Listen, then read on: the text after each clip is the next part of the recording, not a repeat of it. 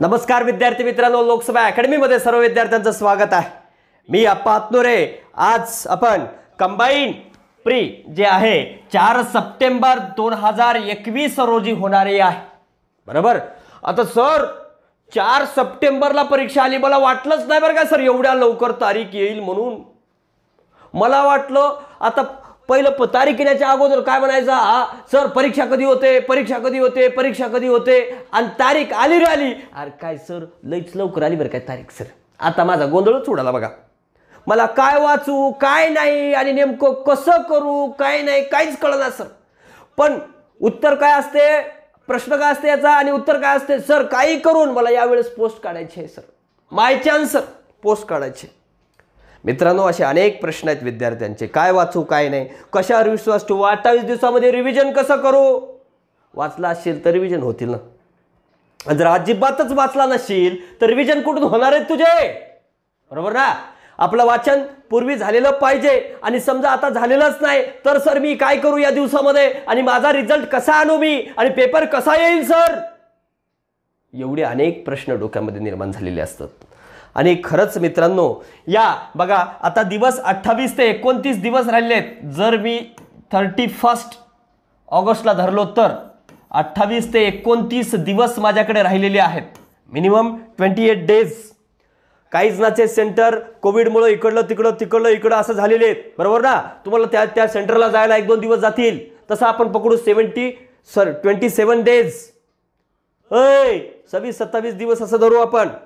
पण मित्रांनो लक्षात घ्या आता 4 सप्टेंबरला परीक्षा आहे. आतापर्यंत अभ्यास केला तर असं मी गृहीत धरतो. बरोबर ना. केलात का सर. खरंच केलं नाही सर.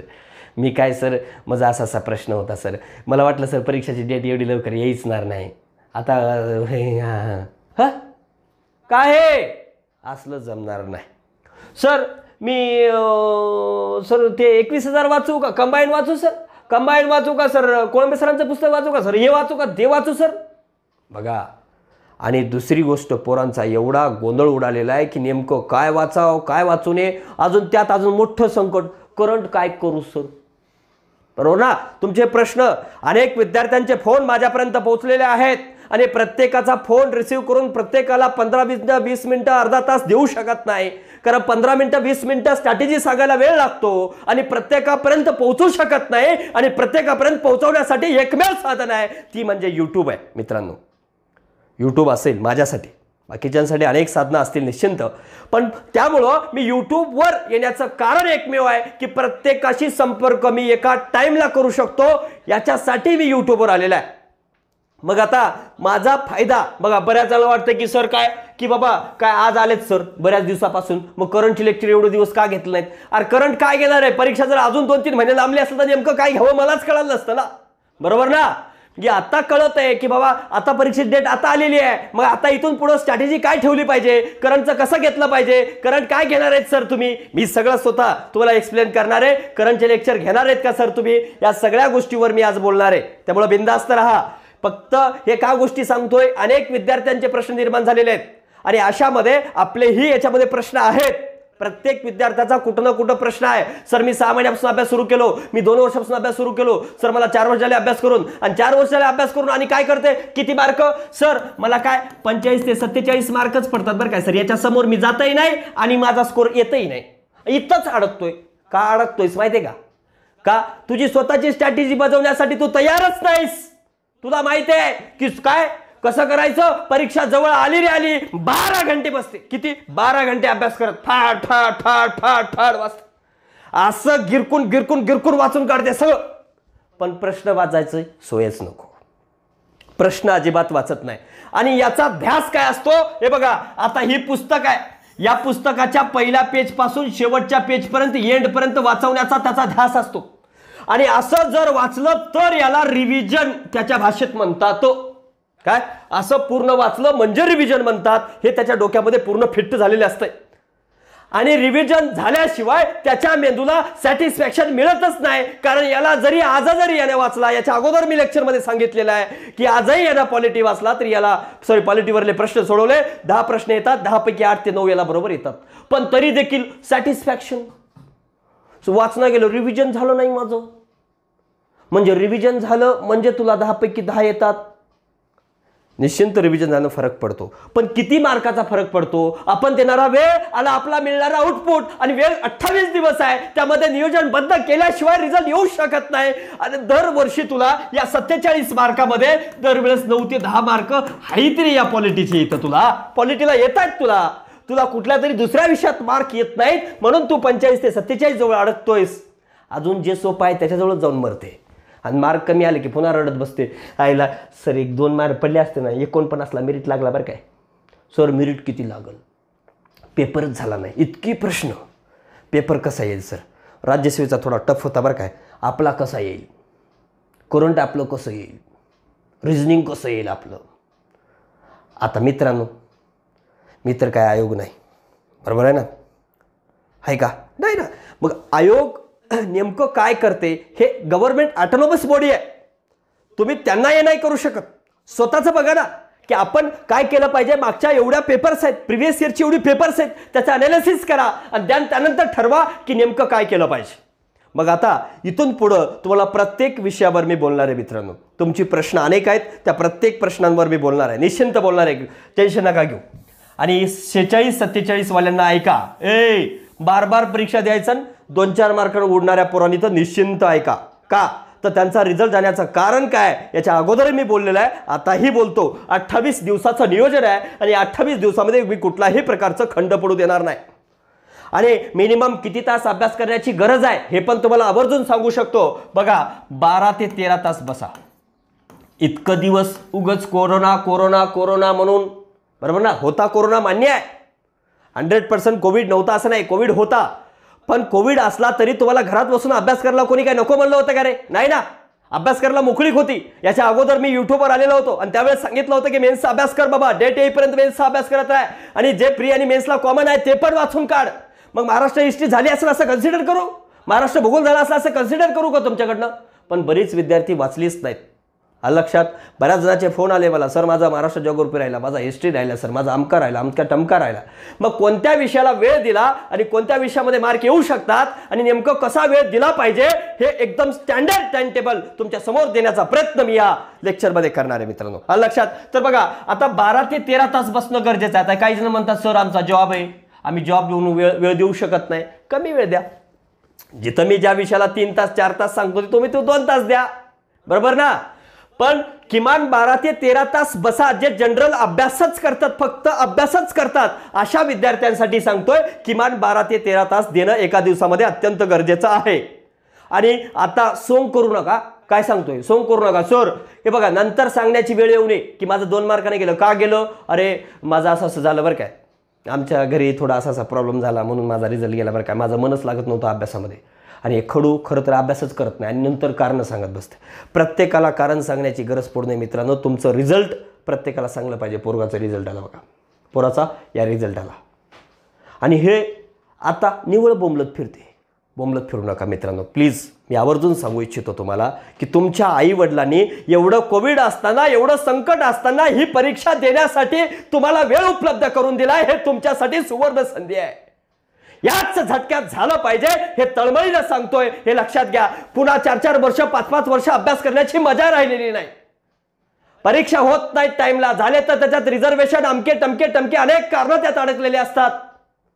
लोकसंख्या वाढली की अनेक कारणंही वाढत जातात मित्रांनो. लक्षात घ्या. जसं जसं संकट वाढत जातात त्या संकटाचं कारण तुम्ही बनू नका, संकटामध्ये तुम्ही येऊ नका. आलं लक्षात. त्यासाठी आत्ताच्या आत्ताच बघा, एक ऍड 2-2, 3-3 वर्ष जाते, बरोबर ना? 3-3 वर्ष लागतात की त्यांचे जॉईनिंग मिळायला. म्हणून एक लक्षात घ्या की आपल्याला या परीक्षेत जर व्हायचंच असेल तर या सगळ्या गोष्टीचा विचार बाजूला ठेवा. पहिलं या परीक्षेमध्ये आपण बसणं गरजेचं आहे. मी या प्री कसं काढणार, आता मेन्सचा विचार करू नका. माझं मराठी लई चांगलं आहे, माझं इंग्लिशचं कसं होईल, मला इंग्लिश अजिबात जमत नाही, असे बरेच प्रश्न आताच प्रीच्या अगोदर निर्माण झालेले असतात पोरांच्या डोक्यामध्ये. ते विचार नका करू. पहिलं काय सांगतोय, मेन्सचे विचार डोक्यातून बाजूला काढा. या 28 दिवसात एकच कारण ठेवा, फक्त आणि फक्त काय, मला प्री काढायचंय, मला प्री काढायचंय. हेच टार्गेट डोक्यामध्ये ठेवा आणि शेवटपर्यंत हेच टार्गेट ठेवा. आणि शेवट काय लक्षात ठेवा की मार्क किती आले पाहिजे, 55 ते 60च्या दरम्यान मिनिमम आले पाहिजे. 60+ आलं तर बेस्ट स्कोर आहे. लक्षात 60+ आले प्रश्न बरोबर तर उत्तम स्कोर समजायचा. कळलं. मग आता बाकी काही गोष्टीचा विचार करायचा नाही. मग आता प्रायोरिटी कसं द्यायचं, प्रीचा अभ्यास कसा करायचा, वेळ किती द्यायचा, कसं वाचायचं, कुठल्या विषयाला काय वेळ द्यायचं. शेवटी करंटला बोलणारच आहे. शेवटी मी करंटला बोलणार आहे. बिंदास राहा. मग कुठून कुठपर्यंत वाचायचं, काय वाचायचं, कसं सगळं तुम्हाला याबद्दल बोलणार आहे. आता बघा याच्या अगोदरच्या लेक्चरमध्ये मी बोललो होतो काय महत्वाचं आहे बघा. आपण सगळ्यात महत्वाचं काय की मला आता समजा काय रे मला माहिती आहे की मला काय आता सोपे सोपे विषय मी इथं धरतो. सोपे विषय म्हणजे सोपे विषय म्हणजे मला जे सोपं जातंय ते म्हणतोय. तुम्हाला जे सोपं जातंय प्रत्येकाचा सोपा विषय वेगळा असू शकते. एखाद्याचा MA हिस्ट्री झालंय किंवा हिस्ट्रीमध्ये ज्याचं वाचन जास्त आहे, ज्याला हिस्ट्रीची आवड आहे, त्याला हिस्ट्री पण सोपं जाऊ शकते. लक्षात. पण आपल्या भाषेमध्ये सोपा विषय वेगळा आणि आयोगाच्या दृष्टीनं मार्क मिळवणारा विषय वेगळा. कळलं. आणि काय ज्याच्यामध्ये मार्क मिळवणं कठीण जातंय, मार्क्स मिळवणं ज्या विषयात कठीण जातंय ते विषय आपण वेगळे ठेवू. कळालं. आणि सोपा आणि अवघड विषय, अवघड म्हणजे मला अवघड जाते ते विषय. ओके. मग आता सोपा विषय आहे. उदाहरणार्थ पहिलं हे बघा हे सगळं वाचनाच्या अगोदर 28 दिवस आहेत हे लक्षात घ्या. 17, 18, 19चा पेपर बाजूला ठेवून अभ्यास कर रे बाबा. कंबाईन पूर्व कुठला कंबाईन गट ब पूर्व 2017, 2018, 2019 या 3 वर्षाचे पेपर बाजूला ठेव. 2017, 18 आणि 19 याच्यावरून स्ट्रॅटेजी ठराव की मला या समजा उदाहरणार्थ पहिला तुमचा विषय मी पकडतो सोप्या विषयामध्ये पॉलिटी. प्रत्येक बोराला पॉलिटी हा सोपा जातोच का तर तेच ते आहे. त्याच्यामध्ये नाविन्य काही नाही. पॉलिटी या विषयामध्ये नाविन्य काही नाही. मग पॉलिटीवर प्रश्न किती येतात? 10 प्रश्न येतात. आता पोरग काय करते पॉलिटीचं पहिल्या पेज पासून शेवटच्या पेज पर्यंत पुस्तकाचं वाचत बस. गरज आहे का रे बाबा? एवढ्या वर्षापासून पॉलिटी वाचत चाललायस बरोबर ना. एवढं वाचत यायलाच पॉलिटी काय गरज आहे का तुला अजून पॉलिटी वाचत बसायची? मी म्हणत नाही सगळं पूर्ण वाचत बस. अलग लक्षात. वाचूच नको असं म्हणत नाही मी. सगळं पूर्ण वाचायची गरज नाही. आता बघा ह्या विषय सोपा आहे आणि आजही पेपर झाला म्हणजे आज किती तारीख आहे रे? 5 ऑगस्ट. आज 5 ऑगस्ट आहे आणि आजच्या दिवशीच जर पेपर झाला उद्या सकाळी समजा 6 ऑगस्ट आहे 6 ऑगस्टला 11 वाजता पेपर झाला तरी तुला 10 पैकी 10 येतात हे तुला माहिती आहे बरोबर ना. मग इथं या विषयाला वेळ देण्यात काय मजा आहे?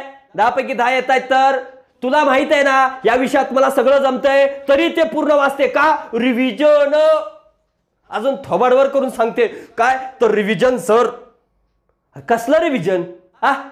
वेळ दिलेला वेळ मिळणारे मार्क्स याच्यातला काही डिफरन्स कळू दे ना तुला. कशाला वाचतोयस ते? ज्याच्यामध्ये तुला वाटतंय ना की याच्यामध्ये मार्क्स माझे कशाही प्रकारचे कटत नाहीत या विषयाचा वेळ बाकी विषयाला दे. इकॉनॉमिक्सला दे, इकॉनॉमिक्समध्ये पब्लिक फायनान्सला दे. म्हणजे जिथं तुला अवघड जातंय तिथं दे. मी म्हणत नाही की पॉलिटिक्स सोपं जातंय. पॉलिटिक्सचा देखील अवघड वाटू शकतो, अवघड येऊ शकतो. कळालं का? एखाद्या पोरला तिथला पण अवघड जाऊ शकतो. तर बघा आता पॉलिटीला काय वाचलं पाहिजे? जे तुम्ही पूर्वी वाचलंय कोळंबे सरांचं जे वाचले असतील ते कोळंबे सरांचं वाचा. ज्यांनी कोळंबे सरांचं पुस्तक वाचले असतील ते कोळंबे सरांचं वाचा. पण याच्यामध्ये प्रायोरिटी द्या. हे वाचताना पूर्ण पुस्तक वाचू नका रे. हे बघा याच्यात प्रायोरिटी द्या. प्रायोरिटी म्हणजे काय ते पहिलं कळू द्या. प्रायोरिटी म्हणजे आयोग जे 17, 18, 19 या 3 वर्षामध्ये सलग कोणत्या टॉपिकवर पुन्हा पुन्हा प्रश्न विचारत आहे ते पहिलं करा. कळालं का? म्हणजे उदाहरणार्थ सांगतो. आता समजा विधिमंडळ टॉपिक आहे. आता विधिमंडळ या टॉपिकवर दरवर्षी 2 प्रश्न विचारलेच जातात. 100% शुअर आहे. उदाहरणार्थ ग्रामप्रशासन आहे. ग्रामप्रशासन आता ग्रामप्रशासन जो टॉपिक आहे त्याच्यावर 1 प्रश्न येतोच. ओके. घटनात्मक बिगर घटनात्मक आयोग आहे. घटनात्मक बिगर घटनात्मक आयोग 1 प्रश्न येतोच. बघा मूलभूत हक्क काय त्यानंतर मार्गदर्शक तत्वे मूलभूत कर्तव्ये याच्यापैकी 1 येतोच. अजून काय रे? विधिमंडळवर 2, ग्रामप्रशासनवर 1, त्यानंतर घटनात्मक आयोग 1 याच्यावर 1, त्यानंतर काय रे? कलम, महत्वाची कलम असतील त्याच्यावर एखादा क्वेश्चन येतोच. सूची खटले वगैरे असतील, अनुसूची असेल त्याच्यावर एखादा येतो. ओके. आणि त्यानंतर काय न्यायव्यवस्था जी आहे न्यायव्यवस्था त्याच्यापैकी एखादा क्वेश्चन येतोच आणि संसद याच्यावर एक येतो. मला काय सांगायचंय बघा विधिमंडळ टॉपिक आहे त्याच्यावर 2 क्वेश्चन ग्रामप्रशासनावर 1 2 1 3 4 5 6 7 8 9 आणि काय तुमचं जे प्रारंभिक आहे घटना निर्मिती जो म्हणतो मी काय रे घटना निर्मिती असेल प्रस्तावना असेल संघराज्यावर राज्यक्षेत्र असेल त्याच्यापैकी एक काय प्रारंभिकवर एक प्रश्न येतो प्रारंभिकवर एक क्वेश्चन येतो. मग असे तुमचे किती झाले रे काय असे जवळजवळ 10 प्रश्न हे तुमची विचारली जातात. कळलं का. मग आता याच्यापैकी अजून काय असू शकतंय की बाबा कार्य विधिमंडळ असेल किंवा संसद असेल ग्रामप्रशासन असेल घटनात्मक बिघाड सर मग एवढं जे महत्त्वाचे टॉपिक्स आहेत मग हे काय जे पण राज्याच्या दृष्टिकोनातून आहे जसं उच्च न्यायालय न्यायव्यवस्थेमध्ये उच्च न्यायालय राज्याच्या याच्यावर भर आहे तर ते वाचा ना पहिलं. मग हे सगळं अभ्यास करून घ्या पहिलं हे टॉपिक याच्यातले वाचा आणि याच्यातलं जे पण हार्ड वाटतंय त्यातही पहिलं ते घ्या. आता इथं मी समजा 8-10 टॉपिक दिलेले आहेत 8 ते 10 टॉपिक पैकी 10 ते 10 टॉपिक पहिले घेऊन वाचू नका. तुम्हाला माहित आहे ना की अरे प्रारंभिक वर मला कसाही प्रश्न आला तर आजही आला तर मी देऊ शकतो रे उत्तर. मग कशाला वाचतोयस म्हणजे तुला काय त्यात तज्ञ व्हायचंय का. तुला एक प्रश्न येतो एका प्रश्नाचं उत्तर येतंय गप राहा ना. नाही ए तुला हे माहिती आहे का रे चहा पिलायला जायला चाललं तर कुचर एखादा प्रश्न काढते आणि विचारते ते माहिती आहे का ते म्हणते भाऊ मी काय वाचण्यात आलं नाही. एक कोणी न वाचण्यात ते काढून प्रश्न विचारते. सांग बरं सायन्स करते अभ्यास सांग बरं गोमला पाय किती. आता कोण सांगू शकते का बरं एक नॉर्मल गोष्ट. आता गोमीचे पाय कोणी मोजले का रे आणि ते प्रश्न कधी येईल का काही पण काय असे विचारते. सांग बरं जसं माणसाला दातं एवढी असतात तर म्हशीला दातं किती. जे गरज नाही ते करू नका पोरो. आणि अशी पोरं जर विचारणारे जवळपास असली ना यांच्या नादी लागू नका.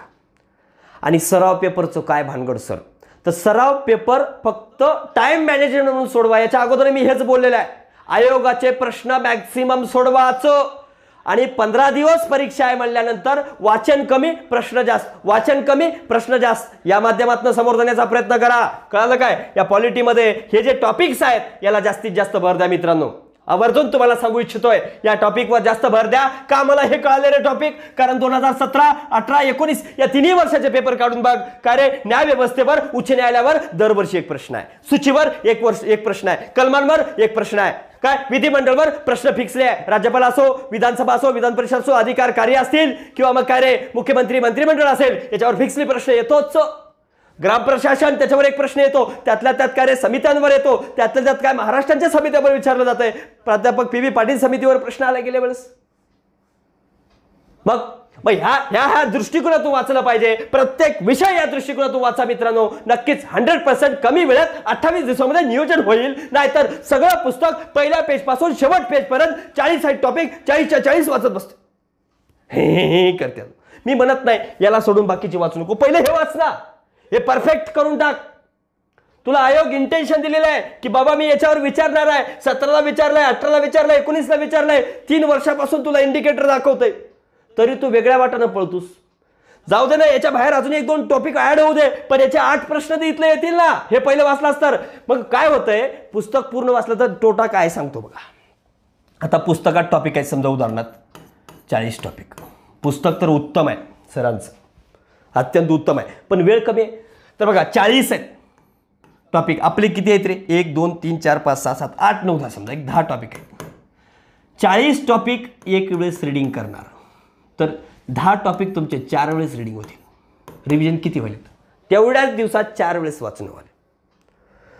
महत्वाचं पण एकच वेळेस आणि का सर समान न्याय काय सगळ्या टॉपिकला समान न्याय असं करू नको. जिथं मार्क जास्त तिथं तू पाहिजे तर तुला तिथं आयोगात न्याय मिळेल अन्यथा मिळणार नाही. कळालं का. जर तुला इथं काय जर तू यांना न्याय दिलास या टॉपिकला कारण तुझा ॲनालिसिस प्रॉपर पाहिजे प्रिव्हियस इयरची प्रश्न आणि तुझा ॲनालिसिस याच्याशिवाय तुला मार्क येऊ शकत नाहीत. कळलं.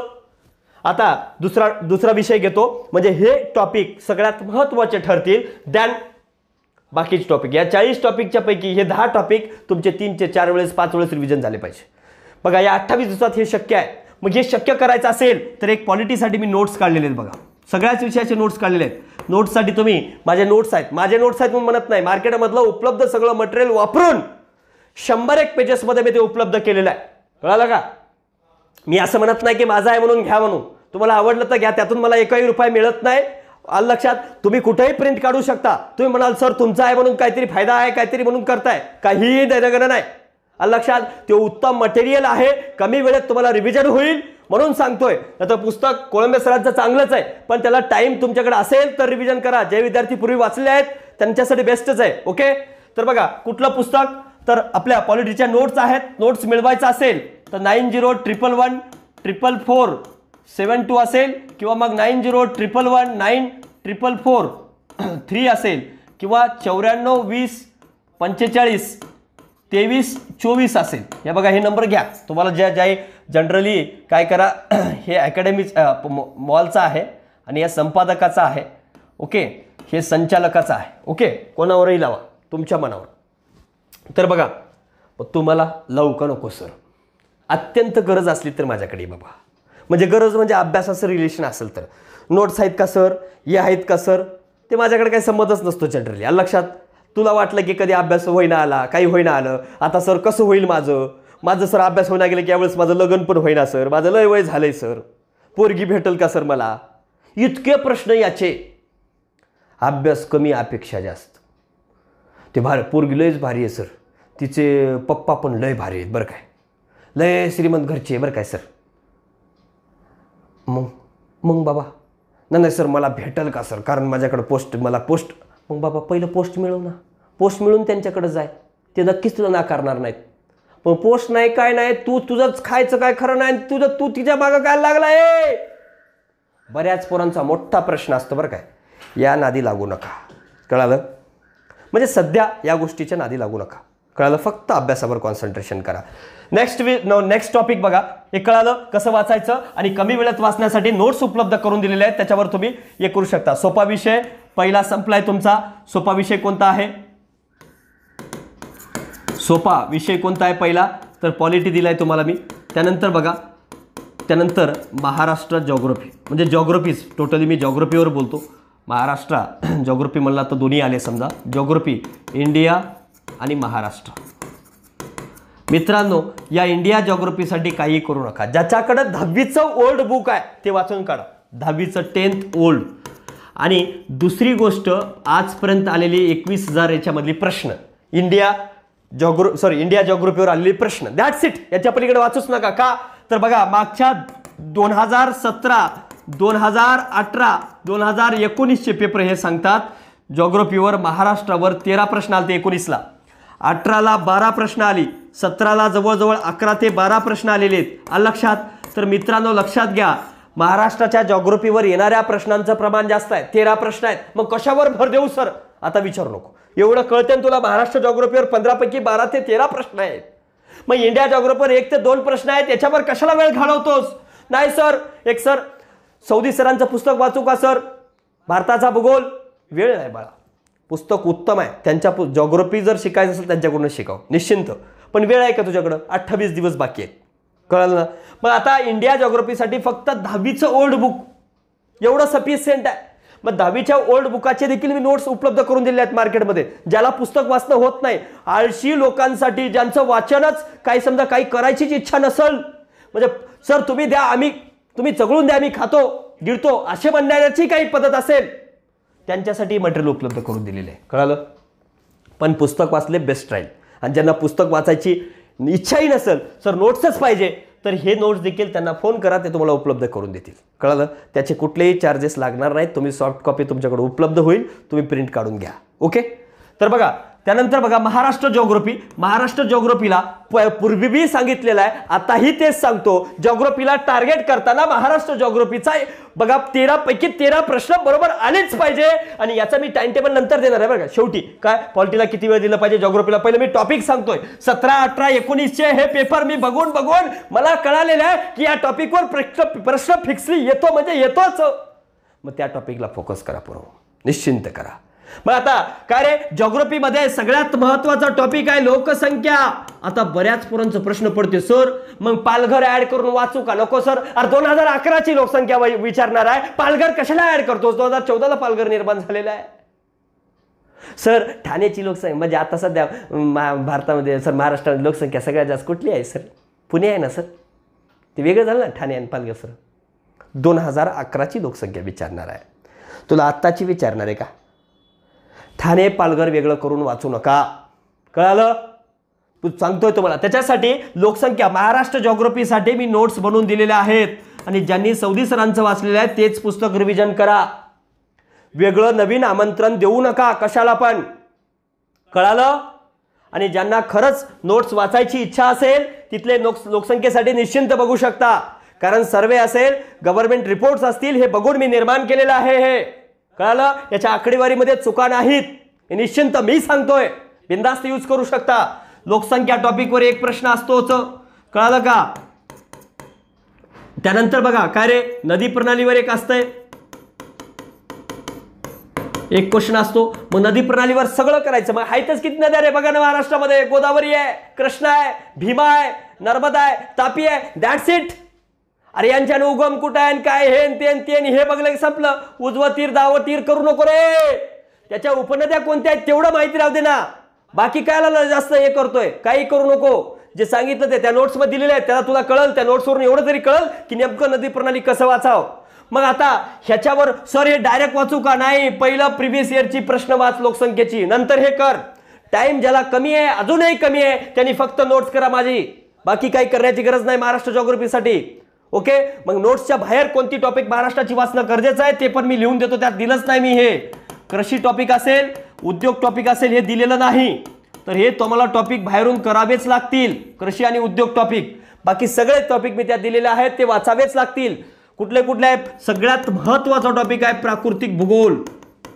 महाराष्ट्राचा प्राकृतिक भूगोल, डोंगर रांगा असतील, सगळे घाट, डोंगर रांग काही पण असेल, याच्यावर 2 प्रश्न ते 3 पण येतात, कधी कधी 4 पण येतात. कशावर? प्राकृतिक भूगोलावर. याच्यावर जास्तीत जास्त प्रश्न असतात, हे व्यवस्थित प्रॉपरली केलंच पाहिजे. का रे, लोकसंख्येमध्ये कोणतं काय सर क्षेत्रफळानं कोणतं पहिलं आहे, किंवा मग एखादा समजा एखादा जिल्हा आहे, त्या जिल्ह्याच्या क्लॉकवाईज कोणत्या आहेत, अँटी क्लॉकवाईज कोणत्या आहेत, किंवा मग एखादा समजा गडचिरोली जिल्हा आहे, गडचिरोली जिल्ह्यामध्ये खालीपैकी कोणता तालुका आहे, कोणता तालुका नाही, असेही विचारतात. काही तालुके लक्षात ठेवा ना, काय चाललंय तुमचं. या तालुक्याच्या दक्षिणेला कोणता तालुका आहे, याच्या उत्तरेला कोणता तालुका आहे, किमान एकदा नकाशा 2दा 3दा 4दा डोळ्याखालून बघा ना, काढा ना महाराष्ट्राचा नकाशा, डोळ्याखालून काढा. हा, चंदगड कुठं आहे असं विचारलेलं आहे, सगळ्यात दक्षिणेकडे कोणता आहे बाबा पुणे विभागाच्या, ते आपल्याला माहिती पाहिजे. कळलं? प्राकृतिक भूगोल. त्यानंतर बघा हवामान, याच्यावर एक प्रश्न येतोच, हवामान या टॉपिकवर एक क्वेश्चन येतो. त्यानंतर सगळ्यात महत्वाचा काय, आर्थिक भूगोलाच्या दृष्टिकोनातून खनिज संपत्ती एक प्रश्न असतो, ऊर्जा साधन संपत्ती,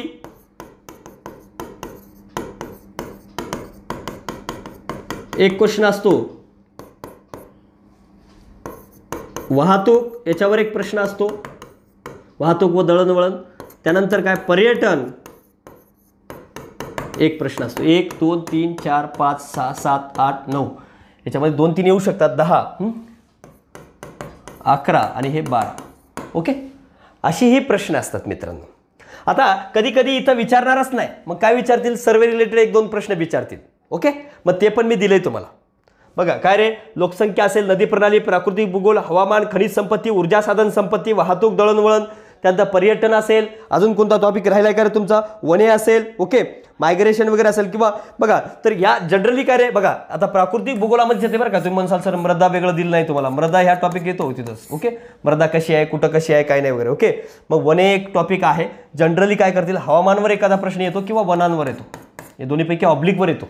एकतर वन येतील, एक किंवा हवामान येईल. आता पाऊस खूप झालाय वगैरे, सर याच्यावर प्रश्न येईल का कोकणात, आत्ता झालाय पेपर, तेव्हाच तुमचा फ्रेम झालाय, कळालं का. त्यामुळे त्याचा काय याचा परिणाम पडेल याची मला वाटत नाही. ओके, आर्थिक भूगोल या अंतर्गत काय, वाहतूक आणि काय महाराष्ट्राचा प्राकृतिक भूगोल, स्थान विस्तार याच्यामध्ये येते प्राकृतिक भूगोलमध्ये, स्थान विस्तार वगैरे असेल. ओके, अक्षांश रेखांश याच्यावर प्रश्न असतो बरं का. इंडिया जिओग्राफी या अंडर पण विचारतील महाराष्ट्रावर. कुठलं रे, अक्षांश आणि रेखांश सिलेबसमध्ये सरळ सरळ मेन्शन केले आहे, अक्षांश रेखांश वगैरे. ओके, तर अक्षांश रेखांश यासाठी जर माहिती करायचं असेल तर आपल्या कंबाईनच्या बुकमध्ये दिलेलं आहे अक्षांश रेखांश वगैरे. कंबाईनचं बुक आणि नोट्स एवढं वाचायचं आणि 21,000 प्रश्न, बाकी वाचायची पण गरज नाही आणि कमी वेळेत होईल पोरो. नोट्स फक्त 70 पेजेस आहेत महाराष्ट्राचे. ओके, एवढं केलात सफिशियंट आहे. आणि प्रिव्हियस इयरची प्रश्न. कंबाईनचं बुक का वाचायचं? कारण प्रश्नाच्या रिलेटेड त्याच्या खाली इन्फॉर्मेशन दिलेलं आहे म्हणून. सर सगळं तुमचंच सांगताय, मी दिलंय, माझ्यावर विश्वास मला राहील का दुसऱ्यावर राहील? बरोबर आहे ना. ते मटेरियल चांगलं आहे. मार्केटमधल्या सगळा मटेरियल, जेवढं पण मटेरियल आहे गव्हर्नमेंट, त्याचं चांगल्या प्रकारे ॲनालिसिस करून हे मटेरियल तयार केलेलं आहे. बरोबर, त्यामुळं मी सांगतोय. लक्षात. तर ज्यांच्याकडे वेळ आहे, ज्यांनी वाचलेलं आहे, सौदी सरांचं उत्तम आहे पुस्तक, सगळ्यात बेस्ट पुस्तक आहे महाराष्ट्र जिओग्राफीसाठी. ओके, पण तो मोठं पुस्तक आहे, ते आता तुम्हाला या टाईममध्ये वाचणं होणार नाही, त्यासाठी मी सांगतोय. ओके, तर ते पुस्तक, त्या पुस्तकाला तोड नाही. कळालं? जे चांगलं आहे ते मी निश्चिंत सांगत असतो. कळालं? तर बघा आता काय पॉलिटी आणि जिओग्राफी झालं, काय तुमचे हे सगळ्यात सोपे विषय झाले. याला कमी वेळ दिलात तरी चालतंय, पण हे टॉपिक पहिलं करायचे आहेत. त्यानंतर बघा नेक्स्ट विषय बघा,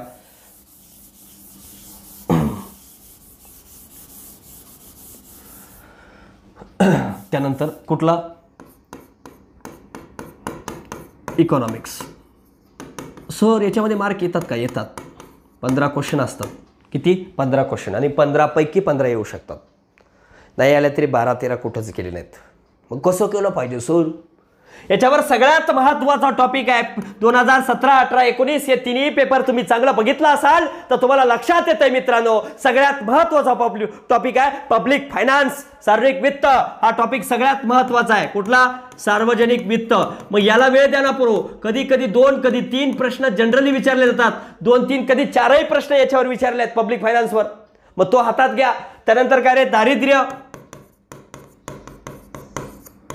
त्यानंतर काय? पंचवार्षिक योजना. त्यानंतर काय? सरकारी योजना. त्यानंतर काय रे? उद्योग, राष्ट्रीय उत्पन्न. बघा दारिद्र्यावर एखादा प्रश्न येऊ शकतो, मे बी पॉसिबिलिटी, पण पंचवार्षिक योजनेवर एक येतो, सरकारी योजनेवर एक येतो, उद्योगवर एक येतो, राष्ट्रीय उत्पन्नावर एक येतो. त्यानंतर बघा बँकिंग एक आहे, खूप महत्त्वाचा टॉपिक आहे बँकिंग. एक प्रश्न येतो. जे महत्त्वाचे टॉपिक आहेत काय रे? जे महत्त्वाचे टॉपिक आहेत, बँकिंग असेल किंवा मग काय आर्थिक नियोजन तर सांगितलं तुम्हाला. बँकिंग, परकीय व्यापार असेल, काय परकीय व्यापार,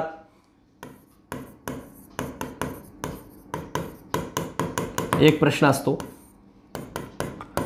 मी कमी दिवस आहेत म्हणून मी तुम्हाला काय याच्यासाठी टॉपिक सेट सांगतोय मित्रांनो. याच्यावर एखादा प्रश्न येतो, परकीय व्यापार यावर येतो एक प्रश्न. ओके, त्यालाच आपण आंतरराष्ट्रीय व्यापार असंही म्हणतो. ओके, त्यानंतर बघा अजून कोणता आहे रे? तर जनरली बँकिंग असेल, परकीय व्यापार असेल, व्यवहार तोल असेल, आणि काय HDR रिपोर्ट असेल, ह्युमन डेव्हलपमेंट रिपोर्ट असेल, किंवा इंडायसेस ऑफ डेव्हलपमेंट रिपोर्ट असेल, एखादा येऊ शकतो. आणि काय व्यवहार तोल याच्यातच करा, व्यवहार तोल.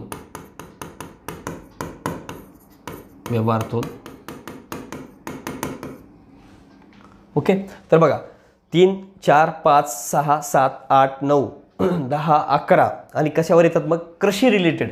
ओके, कृषी म्हणजेच काय? क्षेत्रीय कल या रिलेटेड एखादा प्रश्न येतो.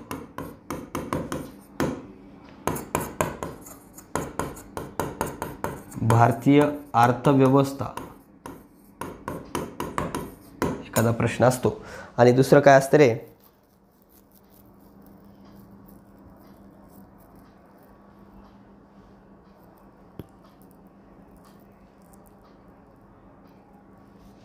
आणि महत्त्वाचा टॉपिक अजून एक राहिला आहे बघा, तो आर्थिक सुधारणा.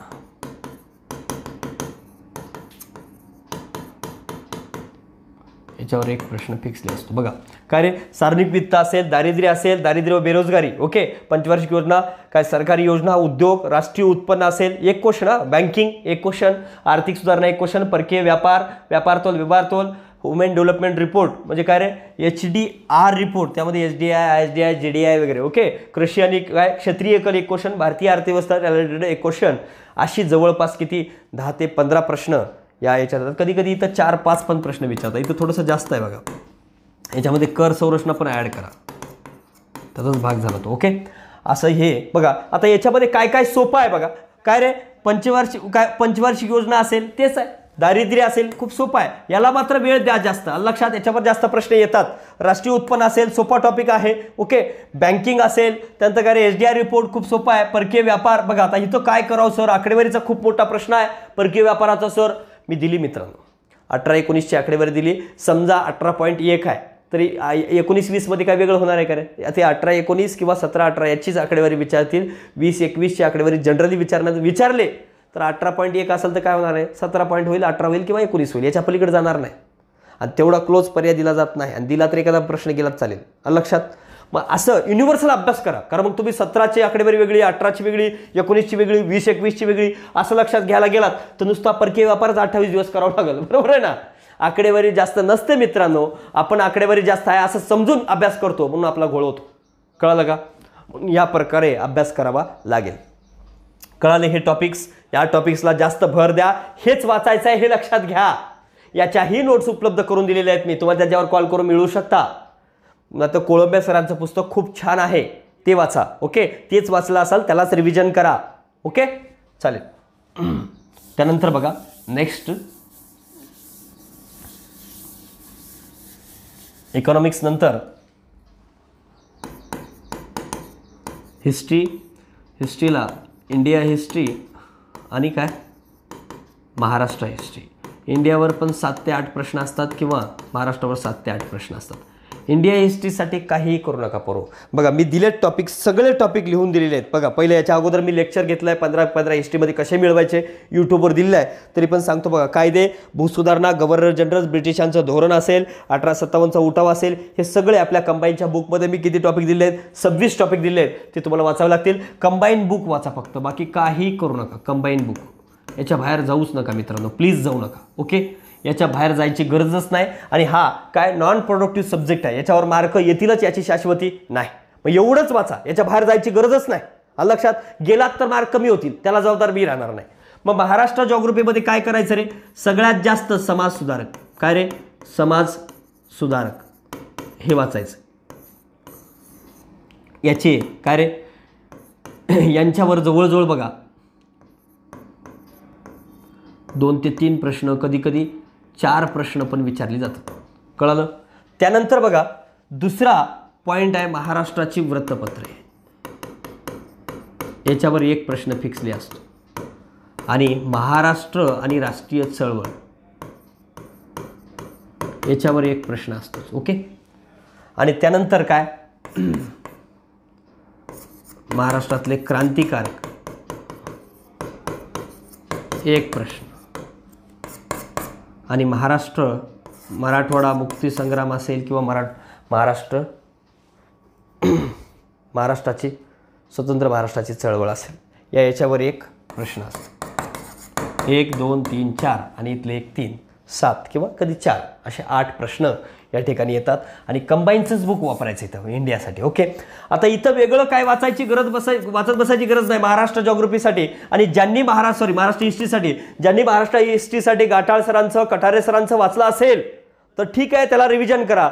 नाही वाचलं असेल किंवा वेळ नाही असं वाटत असेल, पण जरी काही असलं तरी 11वीचं पुस्तक वाचणं गरजेचंच आहे. 11वी ओल्ड महाराष्ट्र हिस्ट्रीसाठी. ओके. तर ज्यांनी वाचलं असेल याच्यासाठी मी नोट्स बनवलेले आहेत. हे सगळं त्यामध्ये आहे. प्रॉपरली तुम्हाला फक्त वाचायचं आहे. कळालं. ते तुम्ही जर वाचलात तर तुम्हाला कमी वेळेमध्ये होईल. बघा मला हे सांगण्याचा काय उद्देश आहे की हेच करा, कारण कमी वेळेमध्ये 28 दिवसामध्ये नियोजनबद्ध जर अभ्यास करायचा असेल तर टाइम मॅनेजमेंट खूप महत्त्वाचं आहे. कमी वेळेमध्ये हे सगळं होऊन जाईल. कळालं. त्यानंतर बघा कुठला विषय आहे,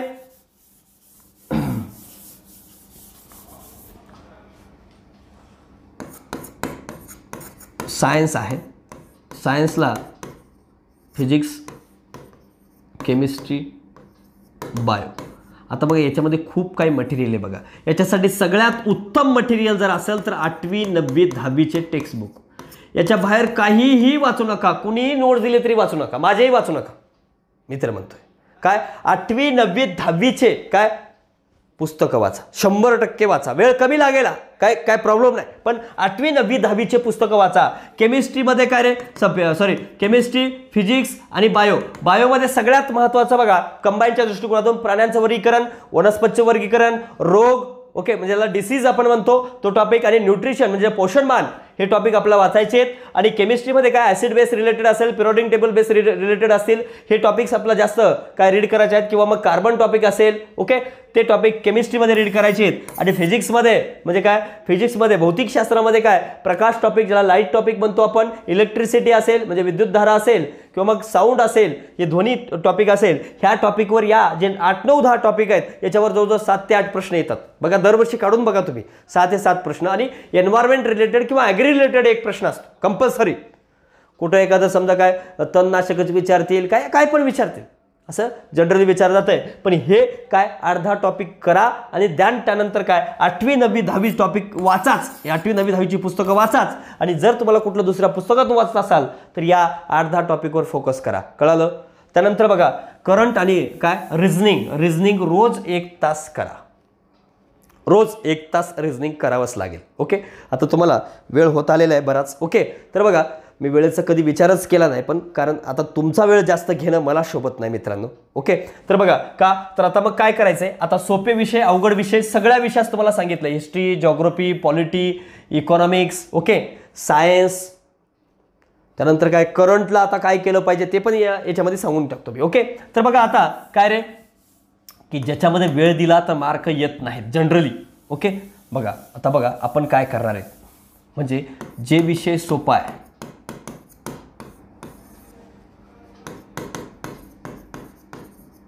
अवघड, ओके, आणि ज्याला रेग्युलर म्हणजे दररोजच्या दररोज वेळ देणं गरजेचं आहे, असे विषय. ओके, दररोज वेळ देणं गरजेचं आहे. मग आता अवघड विषय किंवा अवघड जे असणार, आता सोपा विषय याला काय करायचं बघा, आता सोपा विषय आहे याला फक्त 4 तास द्यायचं. सध्या किती, 4च तास, दिवसातले 12 ते 13 तास अभ्यास करावा लागेल हे सांगितलंय. मग अवघड आहे त्याला 6 तास तुम्हाला द्यायचे आहेत किंवा 7 तास, इथलं 1 तास अजून कमी करू शकता तुम्ही, तुमच्या मनावर आहे. ओके, आता राहिला काय रे, 6 4 10 असं पकडतो, आणि राहिले 3 तास. ओके, बघा आता कसं करायचं, नियोजन कसं पाहिजे बघा, इकडे बघ रे. मग आता 4 तास आहे, 4 तासामध्ये सोपा विषय आहे, कोणता सोपा विषय घ्यायचा, मग जनरली सोपा विषय काय तुम्हाला सांगितलंय, पॉलिटी सोपा आहे, इथं ठेव बाळा. त्यानंतर काय रे, जॉग्राफी सोपा आहे, इथं ठेव. त्यानंतर जो पार्ट तुला सोपा वाटतं इकॉनॉमिक्स मधले जे घटक ते पण इथं आणून ठेव, सोपा विषय. उदाहरणार्थ जे तुझं वाचन चांगलं आहे असं वाटलं, इकॉनॉमिक्स मधलं दारिद्र्य चांगलं आहे, मग काही टॉपिक्स असतील ते टॉपिक देखील इकॉनॉमिक्सचे असतील, किंवा मग काय रे काय अजून कोणत्या विषयाचे असतील तर ते इथं ठेव. ते 4 तासामध्ये फक्त एवढंच करायचं. पॉलिटीमध्ये जे अवघड टॉपिक आहे बघा, जो अवघड टॉपिक आहे, जो हार्ड आहे टॉपिक, तर काय करायचं, तो टॉपिक वाचायचा आणि त्यानंतर त्याच्यावरले प्रश्न सोडवायचे. आणि जर समजा काय रे सोपा विषय आहे एखादा, काय सोपा विषय आहे, तर या सोप्या विषयाला काय करायचं, एकदम सोपा घटक आहे तर याला फक्त प्रश्न सोडवायचे, आणि प्रश्नाची अडचण आली तर मग टॉपिकवर यायचं. काय इथं जर तरची गोष्ट आहे, जर समजा क्वेश्चन सोडताना अडचण आली तर टॉपिकवर यायचं, सेम असंच करायचं इथे. ओके, जे टॉपिक परफेक्ट केलेले आहेत आपण, इथं मात्र कमी वेळ देतोय आपण, फक्त 4 तास देतोय. 4 तासामध्ये पॉलिटी, जॉग्राफी आपला होईल, आणि इकॉनॉमिक्स मधले काही महत्त्वाचे टॉपिक किंवा सायन्स मधले असतील तर. ओके, पण आता इथं अवघड जो आहे काय रे, ज्याच्यावर मार्क वेळ दिल्यानंतर पण येत नाहीत, तसा हिस्ट्री आहे, काही सांगता येत नाही, अवघड आला कठीण आला पेपर तर. म्हणून बघा काय रे, आता बघा इथं मी इकॉनॉमिक्स ऐवजी काय टाकतो, तर बघा जॉग्राफीच्या जागी काय टाकल, इंडिया हिस्ट्री. फक्त इंडिया हिस्ट्री का टाकलं इथं, सोपा म्हणून. इंडिया हिस्ट्रीला सोपा समजूनच तुम्ही फक्त आपल्या कंबाईनच्या बुकमधून वाचा, कुठूनही वाचू नका, वेगळा वेळ देण्याची गरज नाही. या 4 तासामध्ये पॉलिटी, जॉग्राफी, इंडिया हिस्ट्री हे करायचे रोज. आज पॉलिटी, उद्या जॉग्राफी, परवा इंडिया हिस्ट्री. पुन्हा मग बघा आज 4 तारीख किती आहे, उद्या काय 6 तारीख, 7 तारीखला हे वाचलात, 8 तारीखला हे, मग 9 तारीखला हे, पुन्हा 10 तारखेला, पुन्हा 11 तारखेला, पुन्हा हे 12 तारखेला, पुन्हा हे 13 तारखेला, पुन्हा हे 14 तारखेला, असं रीड करायचं. याला रोज याला 4 याला 4 याला 4 असं वेळ द्यायचं, कळलं. मग आता सलगच एक संपूजेपर्यंत दुसरं घेणार नाही, पॉलिटी संपूजेपर्यंत 12 घंटे पॉलिटीच वाचायचं. असं केला तुम्हाला टाईम मॅनेज होणार नाही. आज 6 तारीख, आज 5 तारीख पॉलिटी होईल, आणि परीक्षेच्या टाईमपर्यंत पॉलिटीला रिव्हिजन पण होणार नाही. आज वाचले पॉलिटी तुम्हाला त्या टाईमला आठवणार पण नाही, कळलं. जिथं अवघड आहे त्यालाच वेळ, इथं काय करायचं, जे अवघड आहे त्यालाच वेळ द्यायचा, सोपा आहे त्याला द्यायचं नाही, फक्त क्वेश्चन सोडून बाजूला व्हायचं. ओके. आता अवघड बघा इकॉनॉमिक्स आहे, जनरली आहे. त्यानंतर काय, महाराष्ट्र हिस्ट्री मार्क घेणं अवघड आहे, मग इथं पण वेळ द्यायचा. ओके. आणि सायन्स आहे, इथं मात्र 6 ते 7 तास वेळ द्यायचा आहे रोज. 6 ते 7 तास वेळ कंपल्सरी द्यायचं, कळालं, रोज. मग नंतर काय करायचंय की आता इथं मात्र काय करायचंय बघा, इथं 3 तास जे देताय तर याच्यामधले 3 तास, आज 3 तास केलात तुम्ही, आज 3 तास करंट केलात. दुसऱ्या दिवशी म्हणजे 6 तारखेला, आता समजा 7 तारीख आली, 7 तारखेला फक्त 1 तास काय करायचं, रिझनिंग करायचंय आणि 2 तास पुन्हा करंट करायचं, कळलं, 2 तास करंट करायचं. म्हणजे मला काय सांगायचंय, 2 दिवसामध्ये 5 तास करंटला मिळाले पाहिजे. 2 दिवसामध्ये 5 तास म्हणजे एका दिवशी 2.5 तास करंटला मिळाले पाहिजे. मग करंट काय वाचू सर, हा प्रश्न दुसरा निर्माण होतो ना. करंट लक्षात घ्या मित्रांनो, जुलै 2019 पासून, जून पासून केला तरी चालेल, तर डिसेंबर 2020 पर्यंत तुम्हाला करंट वाचावं लागेल. जास्तीत जास्त प्रश्न जून 2019 पासून म्हणजे जून जुलै 2019 पासून जून जुलै 2020 पर्यंतचेच प्रश्न जास्तीत जास्त राहतील, याची शाश्वती मी तुम्हाला देतो. कळलं. 2019चं आणि 2020चं दोन्हीही इयरबुक तुम्हाला वाचावेच लागतील. आणि 21चं करावं लागेल का, करायची गरज नाही, निश्चिंत नाही, कळलं. अशा प्रकारे तुम्हाला हे करायचंय. करंटचे लेक्चर्स तुम्ही घेणार आहेत का सर, निश्चिंत घेणार आहे, बिंदास्त राहा, तुमचे करंटचे लेक्चर्स होतील. आणि सगळ्यात महत्त्वाचं बघा, आता हे सगळे विषय झाले तुमचे, इकॉनॉमिक्स असेल, हिस्ट्री असेल, सायन्स असेल. या सायन्सला जर वेळ कमी पडतंय असं वाटत असेल, बघा इथंही सेम तसंच करायचं, इकॉनॉमिक्स करायचं, इकॉनॉमिक्स सलग करा, इकॉनॉमिक्स संपजेपर्यंत, नंतर महाराष्ट्र हिस्ट्री घ्या, नंतर मग सायन्स घ्या. याच्यामध्ये मार्क येणं अवघड आहे, इथं सोपं आहे, याला वेळ कमी करा. आणि जर याच्यामधले काही टॉपिक्स तुमचे परफेक्ट झाले तर इकडे टाकून द्या, इथं वेळ वाढवत जा, हळूहळू 4 तास 5 तास करा. ओके.